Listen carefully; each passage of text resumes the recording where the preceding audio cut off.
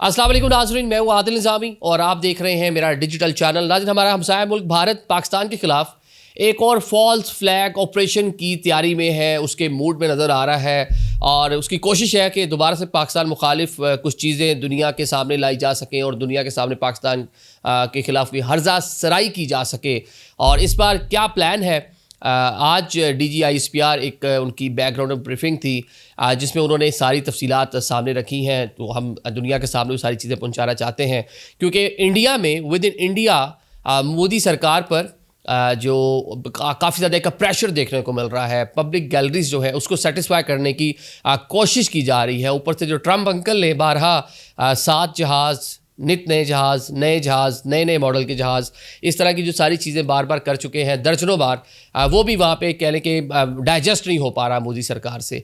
तो ये पूरा मामला है क्या, ये आज के व्लॉग में आपको बताएंगे। नाज़रीन, आज डायरेक्टर जनरल ISPR अहमद शरीफ चौधरी ने पिंडी में ISPR हेडक्वार्टर में एक मीडिया ब्रीफिंग रखी थी जिसमें मुल्क भर से जो नामवर जर्नलिस्ट हैं उनको बुलाया था। हम भी वहाँ पर गए हुए थे और उस ब्रीफिंग के अंदर बहुत सारी चीज़ों पर उन्होंने बात की, लेकिन जो बहुत ज़्यादा कह लें कि अलार्मिंग थी, और वैसे बहुत सारी चीज़ें अफगानिस्तान के मामले में भी थी, लोकल पॉलिटिक्स भी थी और जो टेररिज्म है उस हवाले से बातें शातें थी, लेकिन जो फोकस मुझे जो चीज़ लगी कि जो आपसे शेयर करनी चाहिए वो इंडिया के हवाले से है।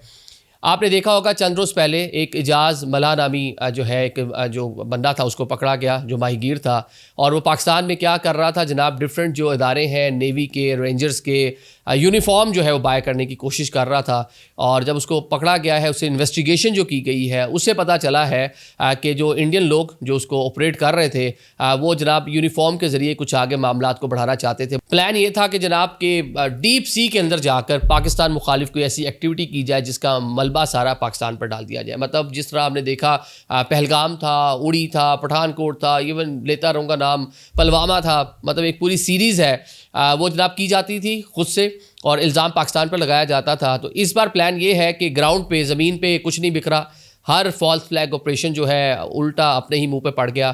फ़ज़ाओं में आपने जो दुनिया को 2 नंबर बातें की, झूठ बोले, किसी ने उसको बाय नहीं किया। ट्रम्प कई बार कह चुके हैं हकीकत क्या थी।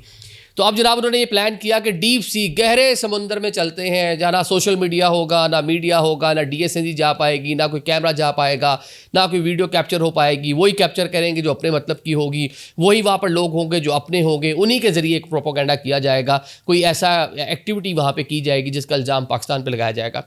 इसी के तनाजुर में, इसी को कह लें कि बुरेकार लाने के लिए, इसी की फैसिलिटेशन के लिए इजाज़ साहब जो है, इजाज़ मल्ला जो था, माहीगीर जो था, इसको हायर किया गया था कि यूनिफॉर्म वगैरह बाय करता। लेकिन पहले ही हमने उसको पकड़ लिया है, कैप्चर कर लिया, जो मंसूबा पहले ही हमने कह लें कि दुनिया के सामने ले आए हैं कि डीप सी के अंदर भारत एक फॉल्स फ्लैग ऑपरेशन करने की तैयारी कर रहा था। क्योंकि जिस तरह मैंने बता दिया कि ज़मीन में, फ़ज़ाओं में तो बयानिया बिक नहीं रहा, तो झूठ वहाँ पर बोलना है। झूठ क्यों बोलना है? पब्लिक गैलरी में इतना प्रेशर है इस टाइम इंडिया में, इंडियन जो मीडिया है उसको जिस तरह हजीमत का सामना करना पड़ा है, इंडियन जो पॉलिटिशियंस हैं, जो वहाँ की सरकार है, मोदी सरकार है, उनको जितना हजीमत का सामना करना पड़ा तो डाइजेस्ट नहीं हो रही उनसे। जो वहाँ की मुकामी ऑडियंस है वो हर रोज़ नए सवालात पूछे जा रहे हैं। हर रोज़ वहाँ का अब जो यूट्यूबर्स हैं, डिजिटल मीडिया से रिलेटेड जो लोग हैं, अपनी ही हुकूमत का और अपनी फॉल्स फ्लैग ऑपरेशंस का वो कह लें कि पोस्टमार्टम कर रहे हैं।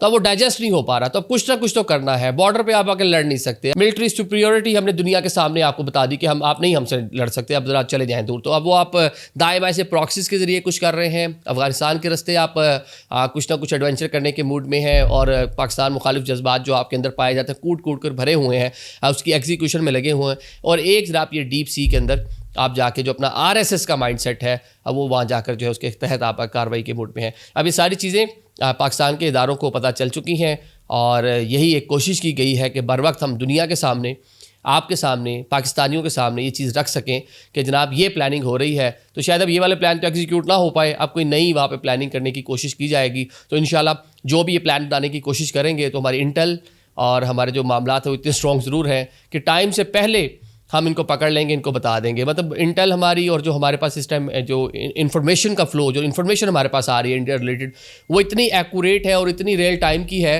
कि वो जब इन्होंने हमने मार्के हक के दौरान हमने देखा ना, जब ये अपनी S-400 की बैटरीज़ को मूव कर रहे थे तो पाकिस्तान ने उनसे जब बात की, जंग के दौरान भी राब्ते रहते हैं, तो उनको उनकी लोकेशंस बताई गई कि ये अब आप फलानी चीज़ फलानी जगह लेके जा रहे हैं। तो पागल होकर रह गए कि इनके पास रियल टाइम इतनी इन्फॉर्मेशन कहाँ से रही है। उनको पता था कि हम तो गए, इनको तमाम हमारे टारगेट्स मालूम है।